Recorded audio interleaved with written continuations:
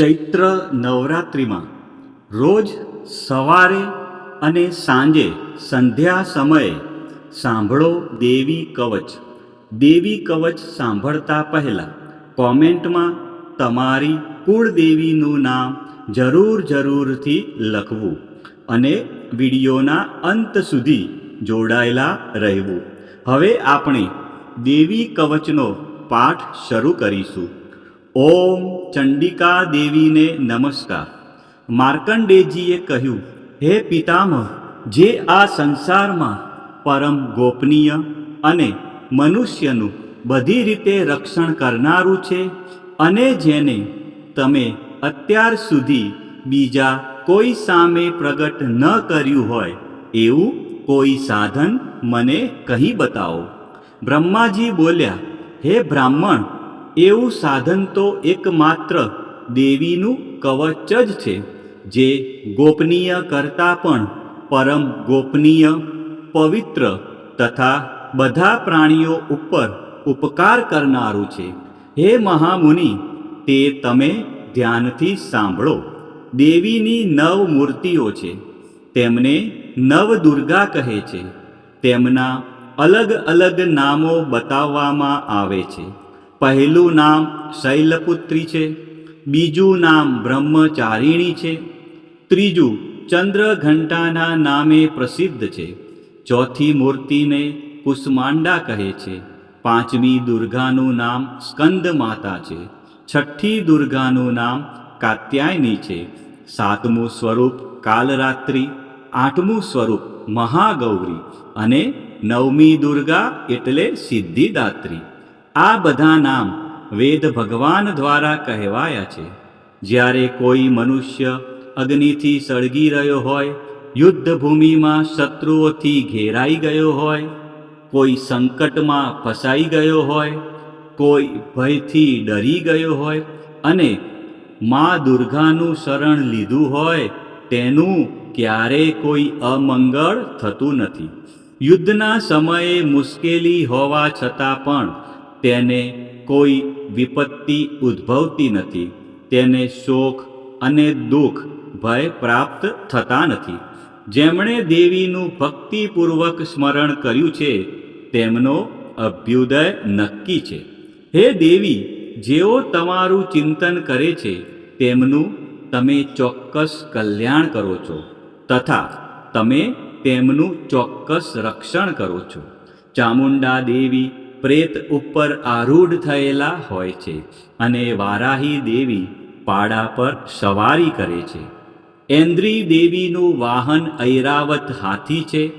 વૈષ્ણવી દેવી ગરુડ પર આવે છે અને માહેશ્વરી દેવી આખલા પર આરૂઢ થયેલા છે. કૌમારી દેવીનું વાહન મોર છે. વિષ્ણુ પ્રિય લક્ષ્મી દેવી કમળ પર વિરાજમાન છે અને તેમના હાથમાં લાલ કમળ છે. આખલા પર આરૂઢ થયેલ દેવી ઈશ્વરીએ શ્વેત વસ્ત્ર ધારણ કરી રાખ્યા છે. બ્રાહ્મી દેવી હંસ પર બેઠેલા છે અને બધા જ આભૂષણો ધારણ કર્યા છે. આ બધી દેવીઓ માતાઓ યોગ શક્તિઓથી સંપન્ન છે, જેઓ અનેકવિધ આભૂષણો પહેરવાથી શોભે છે. તેમણે અનેક રત્નો ધારણ કર્યા છે, ક્રોધથી ભરેલી છે અને ભક્તોનું રક્ષણ કરવા રથમાં બેઠેલી છે. આ દેવીઓના હાથમાં શંખ, ચક્ર, ગદા, શક્તિ, હળ, મૂષળ, ખેટક, તોમર, કુહાડી, દોરડું, કુંત અને ઉત્તમ પ્રકારના ધનુષ્ય ધારણ કરેલા છે.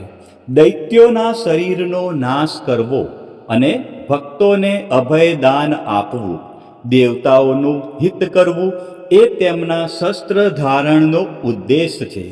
મહારૌદ્ર રૂપ, અત્યંત ઘોર પરાક્રમી, મહાબલી અને મહા ઉત્સાહયુક્ત હે દેવી, તમે મહાન ભયનો નાશ કરનારા છો.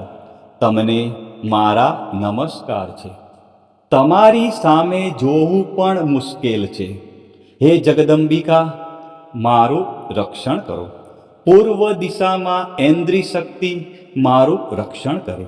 અગ્નિ ખૂણામાં અગ્નિશક્તિ, દક્ષિણ દિશામાં વારાહી તથા નૈઋત્ય ખૂણામાં ખગધારિણી મારું રક્ષણ કરે. પશ્ચિમ દિશામાં વારુણી અને વાયવ્ય ખૂણામાં હરણ પર સવારી કરનારા દેવી મારું રક્ષણ કરે. ઉત્તર દિશામાં કુમારી અને ઈશાન ખૂણામાં શૂલધારિણી મારું રક્ષણ કરે. હે બ્રહ્માણી, તમે ઉપરની બાજુએ મારું રક્ષણ કરો. હે વૈષ્ણવી, તમે નીચેની બાજુએ મારું રક્ષણ કરો. આ જ પ્રમાણે સબ જેનું વાહન છે તે ચામુંડા દેવી દસે દિશાઓમાં મારું રક્ષણ કરે. જયા દેવી આગળની બાજુએ અને વિજયા દેવી પાછળની બાજુએ રક્ષણ કરે. ડાબા ભાગે અજિતા દેવી, જમણા ભાગે અપરાજિતા દેવી મારું રક્ષણ કરે. ઉદ્યોતિની દેવી શિખાનું રક્ષણ કરે અને ઉમા દેવી મારા મસ્તક પર વિરાજિત થઈને મારું રક્ષણ કરે. માલાધરી દેવી મારા કપાળનું અને યશસ્વિની દેવી મારી ભમરોનું રક્ષણ કરે. ત્રિનેત્રા દેવી ભમરોના મધ્ય ભાગનું અને યમઘંટા દેવી નાસિકાઓનું રક્ષણ કરે. શંખિની દેવી અને શંખિની દેવી આંખોના મધ્ય ભાગનું રક્ષણ કરે અને દ્વારવાસીની દેવી કાનોનું રક્ષણ કરે. કાલિકા દેવી ગાલોનું તથા સાંકરી દેવી કાનોના મૂળ ભાગોની રક્ષા કરે. સુગંધા દેવી નાસિકાઓની અને ચર્ચિકા દેવી ઉપરના હોઠનું રક્ષણ કરે. અમૃતકલા દેવી નીચેના હોઠનું અને સરસ્વતી દેવી જીભનું રક્ષણ કરે. કૌમારી દેવી મારા દાંતનું અને ચંડિકા દેવી કંઠ ભાગનું રક્ષણ કરે. ચિત્રઘંટા દેવી ગળાની ઘંટિકાનું અને મહામાયા દેવી તાળવાનું રક્ષણ કરે. કામાક્ષી દેવી દાઢીનું અને સર્વમંગલા દેવી મારી વાણીનું રક્ષણ કરે. નીલગ્રીવા દેવી કંઠના બહારના ભાગનું અને અન્ન નલિકાનું કૌબેરી દેવી રક્ષણ કરે. ખગીની દેવી બંને ખભાઓનું અને વ્રજધારિણી દેવી મારા બંને બાહુઓનું રક્ષણ કરે. દંડીની દેવી બંને હાથોનું અને અંબિકા દેવી આંગળીઓનું રક્ષણ કરે. સુલેશ્વરી દેવી નખોનું રક્ષણ કરે અને કુલેશ્વરી દેવી પુખ પેટનું રક્ષણ કરો. મહાદેવી બંને સ્તનોનું અને શોક વિનાશીની મનનું રક્ષણ કરે. લલિતા દેવી હૃદયનું અને શૂલધારિણી દેવી ઉદરનું રક્ષણ કરે. કામિની દેવી નાભીનું અને ગુહેશ્વરી દેવી ગુહ ભાગનું રક્ષણ કરે. પૂતના દેવી અને કામિકા લિંગનું અને પાડાને વાહન બનાવનાર દેવી ગુદાનું રક્ષણ કરે. ભગવતી દેવી કટી પ્રદેશનું અને ઘૂંટણોની રક્ષા વિંધ્યવાસિની કરે. સર્વ કામનાઓ પૂરી કરનારા દેવી જંઘાઓનું રક્ષણ કરે. નારસિંહી દેવી પિંડીઓનું રક્ષણ કરે. તૈજસી દેવી બંને પગોના પૃષ્ઠ ભાગનું રક્ષણ કરે. શ્રીદેવી પગોની આંગળીઓનું અને તલવાસીની દેવી પગના તળિયાનું રક્ષણ કરે. પોતાની વિકરાળ દાઢોથી ભયંકર દેખાતા કરાલી દેવી નખોનું અને ઉદ્ધવકેશીની દેવી વાળનું રક્ષણ કરે. કૌબેરી દેવી રૂવાંટીના છિદ્રોનું અને વાઘેશ્વરી દેવી ત્વચાનું રક્ષણ કરે. પાર્વતી દેવી રક્ત, મજ્જા, વસા, માંસ, હાડકાં અને મેદનું રક્ષણ કરે. કાલરાત્રિ દેવી આંતરડાઓનું અને મુકુટેશ્વરી દેવી પિત્તનું રક્ષણ કરે. પદ્માવતી દેવી કમળ કોષોના મૂળ આધારનું અને ચૂડામણી દેવી કફનું રક્ષણ કરે. જ્વાળામુખી દેવી નખોના તેજનું અને અભેઘા દેવી સમસ્ત સાંધાઓનું રક્ષણ કરે. હે બ્રહ્માણી, તમે મારા વીર્યનું રક્ષણ કરો. હે છત્રેશ્વરી દેવી, મારી છાયાનું રક્ષણ કરો. હે ધર્મધારિણી દેવી, મારા અહંકાર, મન અને બુદ્ધિનું રક્ષણ કરો. હે વ્રજ ધારણ કરનાર દેવી, મારા પ્રાણ, અપાન, વ્યાન, ઉદાન અને સમાનનું રક્ષણ કરો. કલ્યાણથી શોભતા હે દેવી, મારા પ્રાણનું રક્ષણ કરો. યોગીની દેવી, રસ, રૂપ, ગંધ, શબ્દ અને સ્પર્શનું, અને હે નારાયણી દેવી, તમે મારા સત્વ, રજ અને તમો ગુણનું રક્ષણ કરો. વારાહી દેવી આયુષ્યનું રક્ષણ કરે. વૈષ્ણવી દેવી ધર્મનું રક્ષણ કરે. તથા ચક્ર ધારણ કરનારા દેવી યશ અને કીર્તિ, લક્ષ્મી અને ધનનું તેમજ વિદ્યાનું રક્ષણ કરે. હે ઇન્દ્રાણી, તમે ગોત્રનું રક્ષણ કરો. હે ભૈરવી દેવી, તમે પત્નીનું રક્ષણ કરો. હે ચંડિકા દેવી, તમે પશુઓનું રક્ષણ કરો. હે મહાલક્ષ્મી દેવી, પુત્રોનું, સંતાનોનું રક્ષણ કરો. હે સુપથા દેવી, મારા પથનું, અને હે ક્ષેમકરી દેવી, મારા માર્ગનું રક્ષણ કરો. હે મહાલક્ષ્મી દેવી, રાજદ્વારી કાર્યોમાં મારું રક્ષણ કરો. તથા સર્વ બાજુએ રહેલા વિજયા દેવી, ચારે બાજુ રહીને રક્ષણ કરો. હે દેવી, જે સ્થાન દેવી કવચમાં કહેવાયું નથી અને તેથી રક્ષણ વિનાનું છે, તે બધા સ્થાનો તમારા વડે સુરક્ષિત થાય. કારણ કે તમે વિજયશાલિની અને પાપનાશીની છો.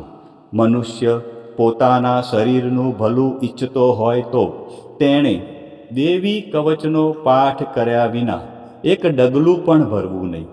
દેવી કવચનો પાઠ કરીને જ યાત્રા કરવી. દેવી કવચના પાઠથી બધી બાજુથી સુરક્ષિત થયેલો મનુષ્ય જ્યાં જ્યાં જાય છે ત્યાં ત્યાં તેને ધન લાભ થાય છે તથા સઘળી કામનાઓ પર વિજય પ્રાપ્ત થાય છે. તે જે અભિષ્ટ વસ્તુનું ચિંતન કરે છે તેને તે અચૂકપણે પ્રાપ્ત કરી લે છે. તે મનુષ્ય આ પૃથ્વી ઉપર અતુલ ઐશ્વર્ય પામે છે. દેવી કવચથી રક્ષાયેલો મનુષ્ય નિર્ભય થઈ જાય છે. યુદ્ધમાં તેમનો પરાજય થતો નથી તથા તે ત્રણેય લોકમાં પૂજનીય બને છે. આ દેવી કવચ દેવતાઓને પણ દુર્લભ છે. જે આ દેવી કવચનો દરરોજ 3 સંધ્યાએ શ્રદ્ધાપૂર્વક પાઠ કરે છે તેની દૈવી કલા પ્રાપ્ત થાય છે તથા તે ત્રણેય લોકમાં પરાજિત થતો નથી. એટલું જ નહીં, તે અપમૃત્યુથી રહિત થઈને 100 કરતાં પણ વધુ વર્ષ જીવે છે. દેવી કવચ ધારણ કરનારા મનુષ્યની રાજા તરફથી સન્માન અને વૃદ્ધિ થાય છે. આ દેવી કવચ મનુષ્યના તેજની વૃદ્ધિ કરનારું અને ઉત્તમ છે. આ દેવી કવચનો પાઠ કરનારો મનુષ્ય પોતાની કીર્તિથી શોભા પામીને પૃથ્વી ઉપર પોતાના સુયશ સાથે સાથે વૃદ્ધિ પામે છે. જે પહેલા દેવી કવચ કરીને સપ્તસતી ચંડી પાઠ કરે છે તેની જ્યાં સુધી વન પર્વત હોય ત્યાં સુધી તે આનંદથી યુક્ત આ પૃથ્વી ઉપર રહે છે. તેના પુત્રો, પૌત્રો, સંતાન પરંપરા બનેલી રહે છે. પછી દેહાંત થતાં તે મનુષ્ય મહામાયાની કૃપાથી નિત્ય પરમપદને પામે છે. જે દેવતાઓને પણ દુર્લભ છે. તે સુંદર દિવ્ય રૂપ ધારણ કરે છે અને કલ્યાણ શિવની સાથે આનંદનો ભાગી બને છે. ભક્તજનો, ચૈત્ર માસની નવરાત્રિમાં મા ભગવતીની આરાધનામાં દેવી કવચનું વિશેષ મહત્વ છે. દેવી કવચ એટલે રક્ષણ કરનારું કવચ.